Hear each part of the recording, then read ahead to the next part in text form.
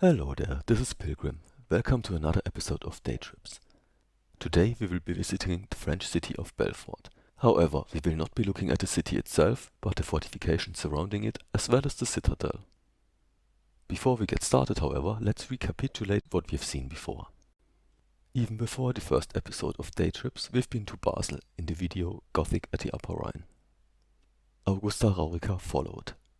Then the Isteiner Klotz, Mühlhus, Thann, Hartmanns Villerkopf, and now Belfort. So we are moving westwards, deeper and deeper into France. Historically speaking, however, from a point of view of the Middle Ages, we would still be inside the Holy Roman Empire at this point. It was only after the conclusion of the 30 Years' War, the Peace of Westphalia in 1648, that Belfort became part of France. With that being said, let's zoom in.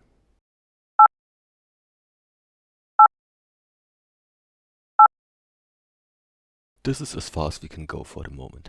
Actually, we already passed some of the outer defenses, the ones to the south and the ones to the north. But in order for us to see anything, we have to get this close at least. As peaceful as this may look to you on first glance, I assure you there are tons of defensive works on this very picture. I'll point out some of the more obvious ones for you, but there are more still that you just can't see at this altitude. The most outlying fort in this picture would be this one in the east. As time progressed, defenses needed to move more outwards from the cities they were meant to protect. This was, at least in part, caused by the increase of artillery range, the necessity to deny gun positions to the enemy, as well as to secure crucial road junctions. Which means, as a rule of thumb, the more outwards a fort is positioned, the newer it is at the same time, with the older fortifications being much closer in. Therefore, this would be one of the newer, if not the newest one, in sight, dating back to the late 19th century. The pentagon shape being typical for that time. I mean, if you want to be oddly geometrical specific about it, I guess this is technically actually a hexagon. But all written sources that I saw, Wikipedia as well as info panels at these locations themselves, refer to it as a pentagon shape. I guess that corner at the access point does not count, so make of that what you will. We are still talking about forts built utilizing masonry at this point.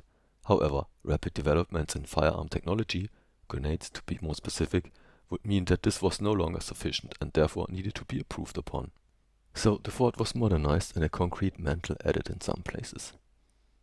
This is the same type of fort like the most famous Fort Douaumont of the city of Verdun, by the way. Here's a picture for comparison. Belfort and Verdun have something in common actually, but more on that later. For now we'll move to the west, where we find yet another fortification. And yet another one down south, fairly close to the city already.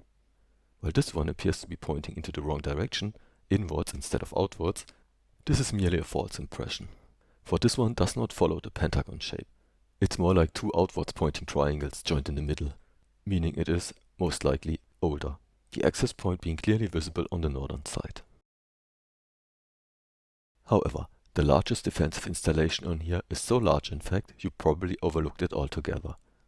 It is this entire area, which is also where our journey begins, and we will set foot on the ground going in. But before we do, here's a short explanation as to what this entire area actually is, so you know what you're looking at. This is from an info panel on site. It comes in 3 languages: French, German and English. I'll just read you the English part. The walk of the Hors de Belfort follows the outline of the entrenched camp known as the Vale, which was designed by Vauban. It was sketched out between 1792 and 1794 and was constructed from 1825 to 1839 by Axo, the Inspector General of the fortifications. The perimeter of 1000 meter by 600 meter, designed to contain 10,000 men, was dependent on the forts of La Justice and La Miotte, and was connected to the stronghold by the hornwork called Hope. It was designed to defend the eastern front of Belfort. Oh, by the way, this down there is the coat of arms of Belfort. It's pretty straightforward. But now it is finally time to get going. This will be our point of entry and direction of movement. I always appreciate a nice walk in the forest, even if the weather was a little bit rough. This was in early February 2024, and there was some slight rain and fog, as well as constant cloud cover. But to be honest, the wind was the only thing to make it just a little bit unpleasant. Still, I enjoyed it all the same. And every time I came across something that looked even remotely artificial, I had to check it out. All the way out here, it is really hard to tell what is a natural rock formation or masonry. Like this, for example. Your guess is as good as mine. I guess the transition is fluent anyway, but this does look quite suspicious. And just in case you are wondering, no, I never found out what the 8 stood for, if it even is an 8. All I can tell you for sure is that from this point onward, things started to look a little bit too uniform in order for them to be natural. And here it finally is, 4 Lamiot, which translates to the little one. It's fairly easy to identify because it's the only one to have a tower like that. This is the view from the other side after passing it. It's also the point where we can enter in order to get to the other side of the installation as a whole.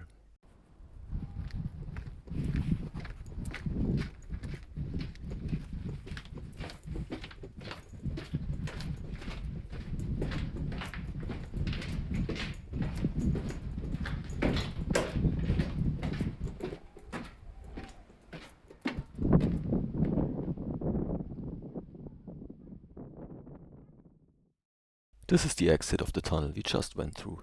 Let's get up those stairs in order to get a better view of the tower. It's pretty cute actually. Although I doubt this thing ever served any kind of purpose apart from a purely decorative one. The Romanesque door and windows, as well as the semi-machicolations, I very much doubt these are functional, and the merlons all seem to aim at making it look like a tower of a medieval castle. There's a reason fortifications from this period usually do not have towers like this, as they would have been way too exposed and likely to draw cannon fire. It may have been used for observation, but that's all I can think of. Turning around, roughly 180 degrees, we can see Belfort. While the city itself is somewhat obscured, the citadel stands out well enough. Can you make out the French flag? That's the highest point. It also shows that we still have a fair distance to go. This is almost the entire width of this side of the fort. I guess it's not that little after all. Turning around to the spot, we can see the gate. But, unfortunately, the forts are usually closed. As far as I know, they only open on special occasions. Like this one maybe. I have to be honest with you, I have no idea what is going on here. I mean, Llama Island, woolly llama breeding, eco-grazing, wool, activities, workshops. Make of that what you will. Moving across to the opposite side, this is the other fort, Fort de la Justice. I don't think that name needs to be translated. On this picture, I'm looking back the way I came. It's simply made for a better shot. As you can see, the fort is part rock formation, part masonry. The two blend together really well. It's not easy to tell where one ends and the other one begins. Can you see that chain up there? Believe it or not, but they use these walls for free climbing, and this is one of the points where you can secure yourself. Looking backwards once again, the door to the left is where we entered, with the one to the right being the main gate of the fort. Here is what the local plaque has to say about it. The Justice Fort. Situated on the hill of Gibet, the construction of this fort was begun in 1830. It is a bastioned quadrilateral which is protected by a moat dug out from the rock. It contained a barracks and was to play an important role in the siege of 1870-71.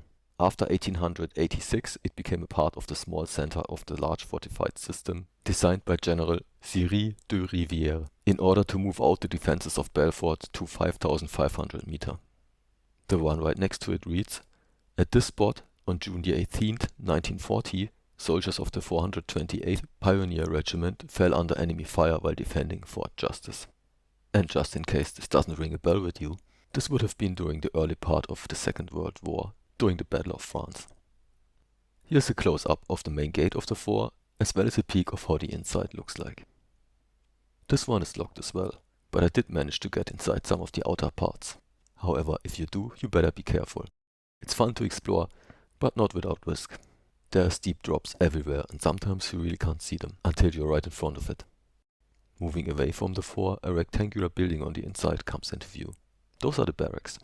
But before we move on, let me just show you the way we took going in order to give you a better sense of orientation. We started up here and moved like this. This is roughly our current position and orientation.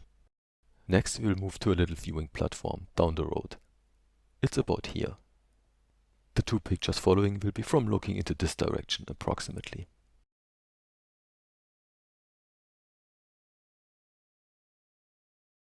But now the time has come to move to the very heart of Belfort. As you can see, the citadel is dead ahead. All that is left to do now is to cross from the hornwork to the citadel. But we'll cross that bridge when we come to it. Alright, we came to it. Let's cross it. This is the gap between the hornwork and the outer defenses of the citadel. As you can see, road planners did not have much of a choice as where to put it. In this case, they just had to work with what they got. Leaving the bridge on the opposite side, we finally arrive at the heart of Belfort's defensive network, the citadel herself. This is one of its outer walls that is actually connected to the main body. That little tower is intended to enable soldiers to fire down on attackers while still being protected.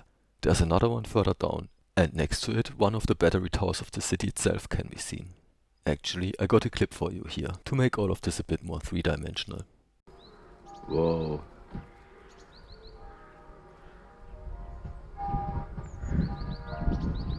Look at how huge this place is.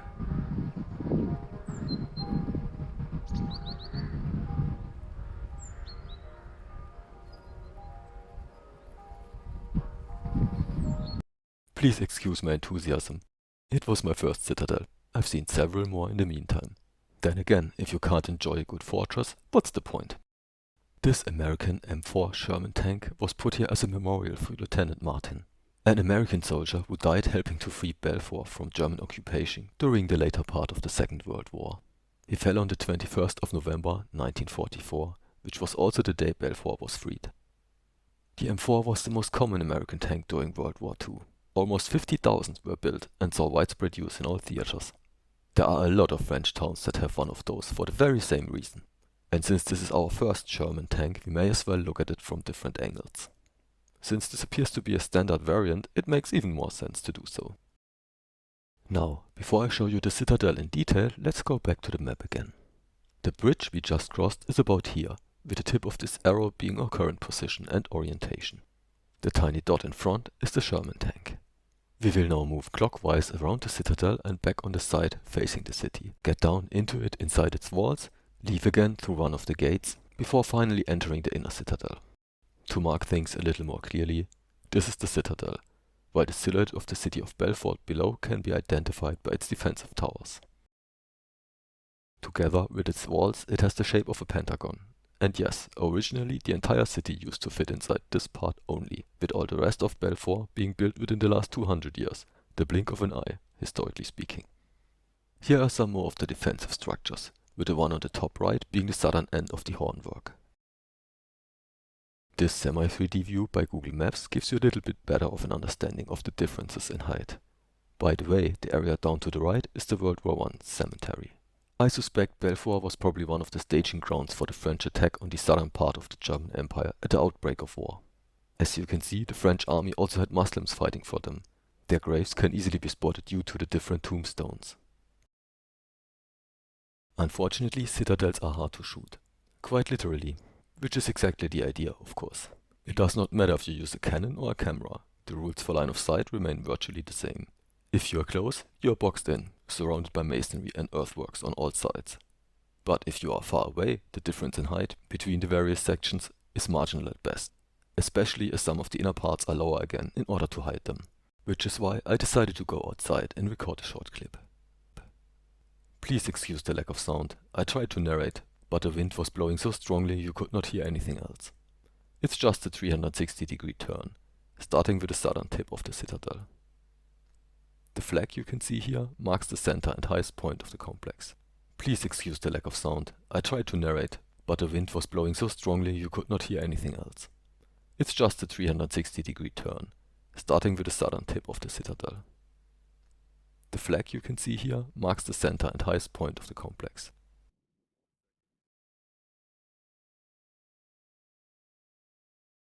Coming around further, this bulwark in the distance is one of those I showed you on the map initially. Yes, this one. In this case, our position roughly corresponds with the base of the arrow, not a tip.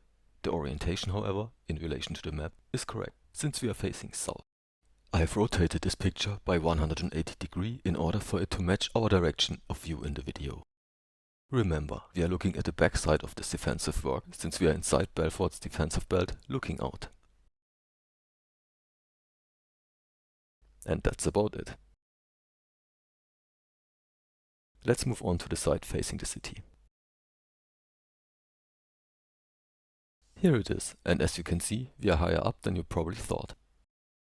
So please follow me, this is the way. Fortunately, I have a clip of that as well.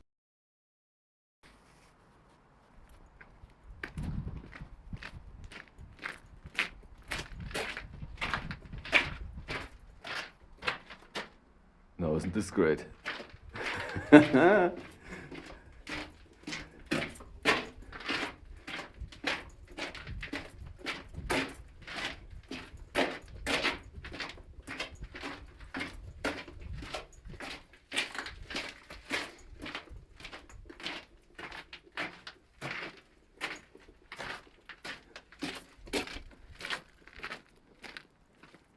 Oh yeah, pretty close to the front. This is the side facing the city. Like I said, my first citadel. Don't judge me.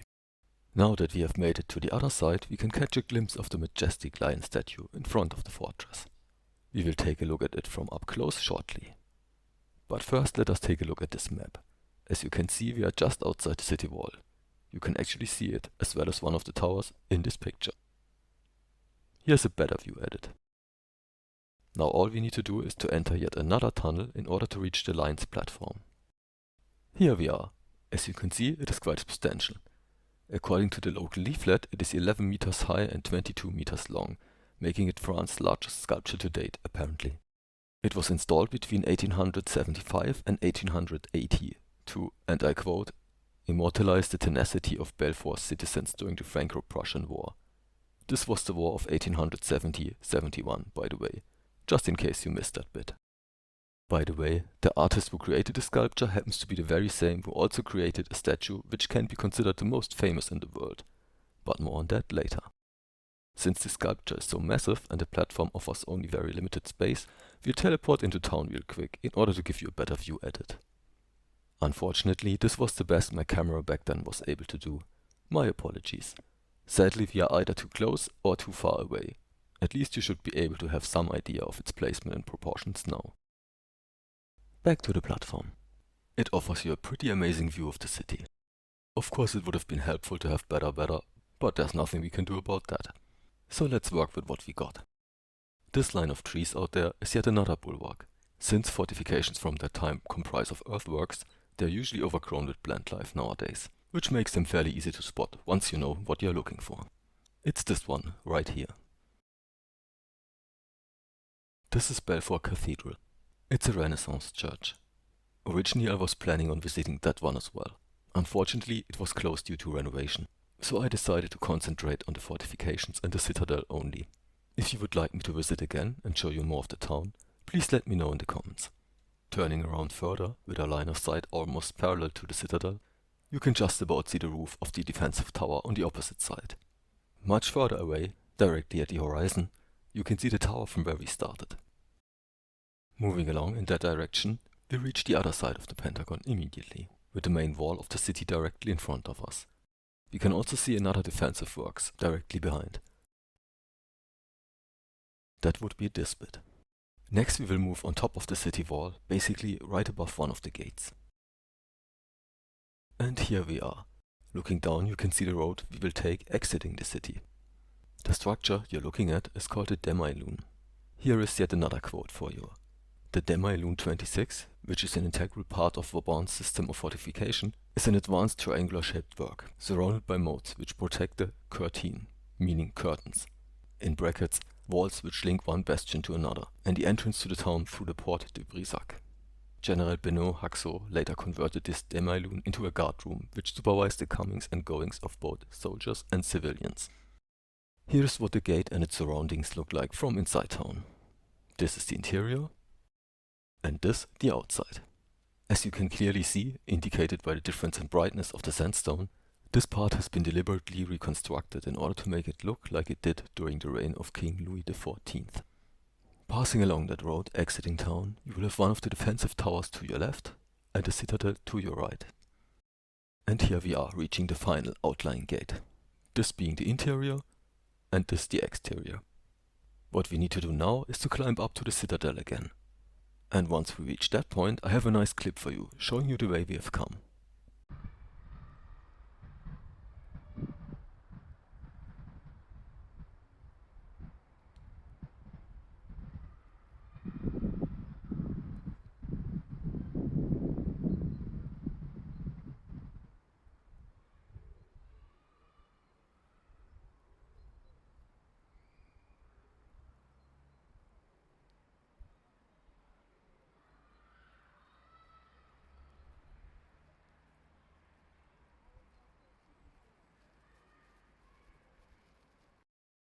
And here we finally are, the entrance to the inner citadel.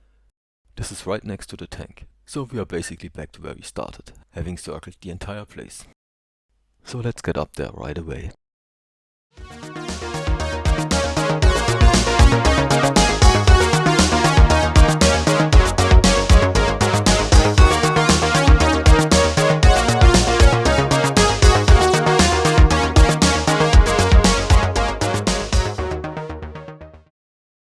This is the interior of the courtyard, the highest level of the citadel.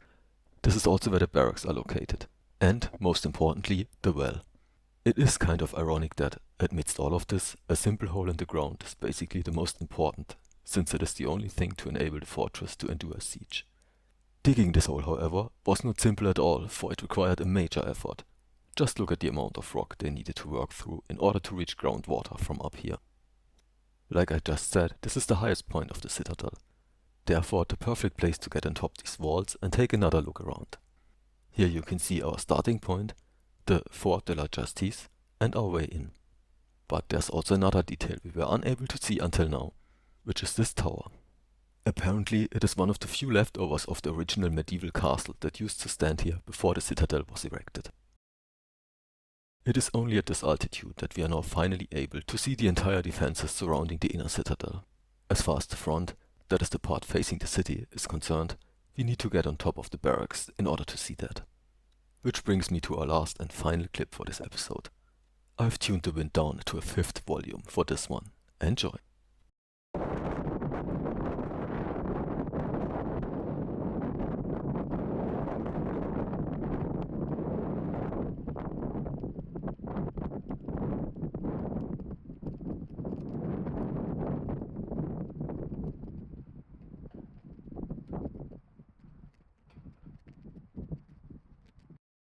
By the way, the barracks themselves house a museum these days.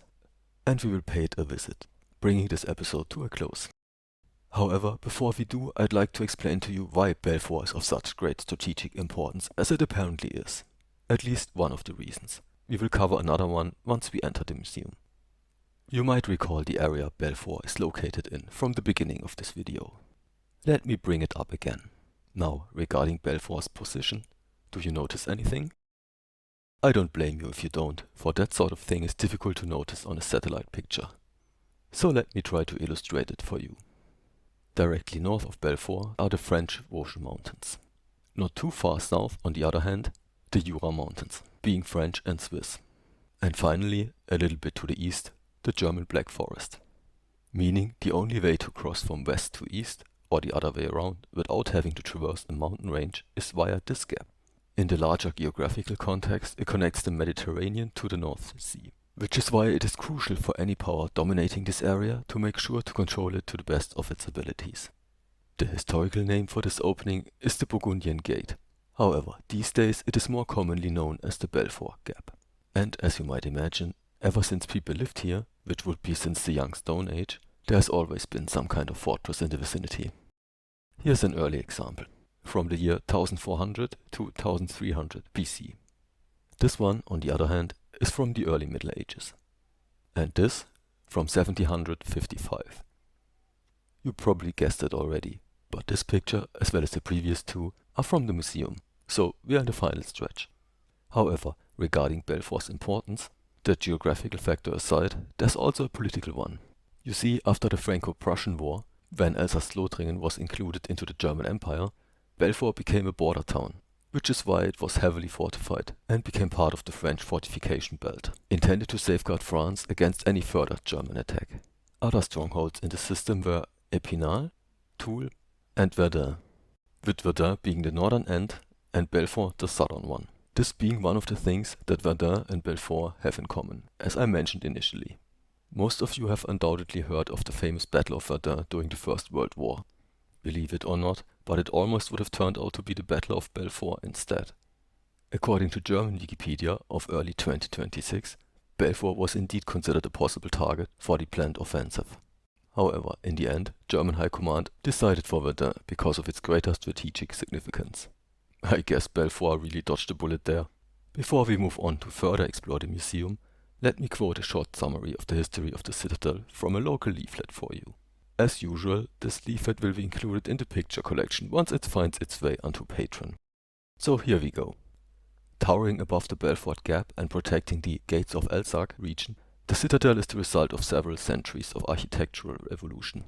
The medieval castle, built by Renan of Burgundy, was first mentioned in the 1226 Treaty of Grandvillars. The fortification was initially modified in the 17th century by the Comte de la Suze, who adapted it for artillery use. Sébastien le Brest, Marquis de Vauban, later turned the castle into a complete citadel by extending its defensive walls to the city. The 19th century was the citadel's golden age.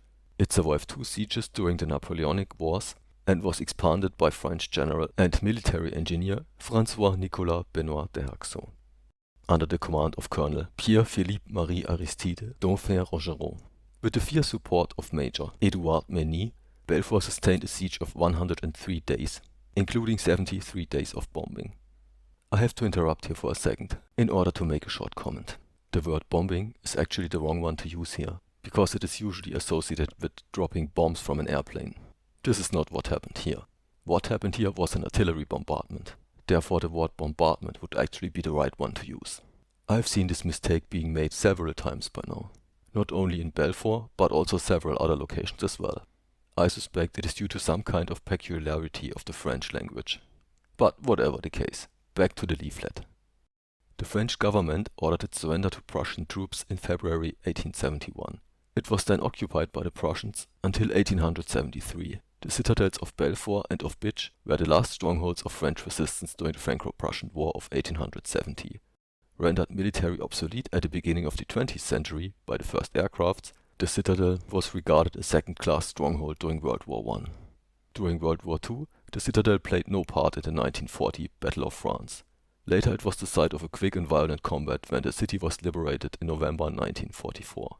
The citadel of Belfort, now named a National Heritage Site, has been owned by the city of Belfort since the 1960s. And there you have it. My apologies to French listeners, by the way. I really tried my best to pronounce these French names correctly, but it's not easy. Those 3 sieges that Belfort successfully resisted during the 19th century are also the reason why it is called the Invincible Citadel. It is not something I came up with. It's on their official brochure. And now, let us take a look at what else the museum has to offer. To start with the oldest one, there are some artifacts from the Young Stone Age, like these stone arrowheads here for example. This guy, on the other hand, is from the Bronze Age, if I remember correctly. Naturally, there are some Roman artifacts as well. Those guys really were everywhere. Moving on to the Middle Ages, we have this nice tombstone, as well as a couple of swords, helmets and armor. A little bit of Renaissance is also present, and as you can see, the first firearms start to appear. They really have some very nice pieces. This is also where we encounter our first cannon. Solid shots for sure, the grenades come in later. Here they are, down at the bottom, just left to this pair of boots. This stuff is from the 19th century. There's quite a variety as well, which is only fitting, since this is the Citadel's golden age. In other words, these are weapons and armor that would be in use during the time the Citadel was under siege. And yes, a lot of this stuff is Prussian. The Pickelhauben being a bit of a giveaway. There's even a gunblade present, a French one from 1860. This is a French uniform and weapons from the mid-19th century. I suppose this is what the soldiers manning the citadel and the surrounding forts wore. The bayonet seems particularly interesting to me. And yes, it is a bayonet, not a sword, like some of you may think. You can clearly identify it as such, thanks to the shape of the grip, which is flat on the upper part, so you can attach it to the rifle and the ring, where the barrel goes through. Bayonets could actually be that long, although this one seems to be more towards the upper end. I've seen some of similar length, but they were usually straight. That this one is curved seems a bit odd to me. However, you can clearly tell that this was intentional. It wasn't bent or damaged or something like that, for the sheet right next to it has the same shape. There's also this very nice ceremonial sword and a couple of oil paintings. Of course, the First World War is present as well, and as you can see immediately, things get a lot rougher around that time. And just in case you are wondering what these grenades on a stick are, those are rifle grenades. The stick goes into the barrel and then you shoot them using your rifle, thereby increasing the range. Interestingly, there's also a section with Japanese weapons and armor. I do not know why. If you want me to speculate, I would guess that this was probably part of a private collection earlier and was donated to the museum at some point. That sort of thing happens a lot. And with this we are almost done, except for one very special room I saved up until last. This room is dedicated to the artist who created the lion sculpture at the front of the citadel. His name is Frédéric Auguste Bartholdi. Do you want to know what else he made? Here's a hint. Yes, that's right. The Statue of Liberty. Probably the most famous statue in the world. And this artist is actually from this area, not Belfort itself, but not too far away either, as he's from Colmar. Now, of course, this would be the perfect opportunity for me to announce the next episode of Day Trips to feature Colmar. However, I have something different in mind. Instead of continuing Day Trips, we will pause it for a little bit. Instead, I present you the following: my first road trip to France. So we won't be returning home today, but instead travel on, past Belfort, to Besançon, Dijon, Cluny, Lyon, Yen, Orange, Avignon, Nîmes, Arles, and finally Marseille at the Mediterranean Sea, where we will turn around and travel back home, via Sisteron, Archy, and Geneva.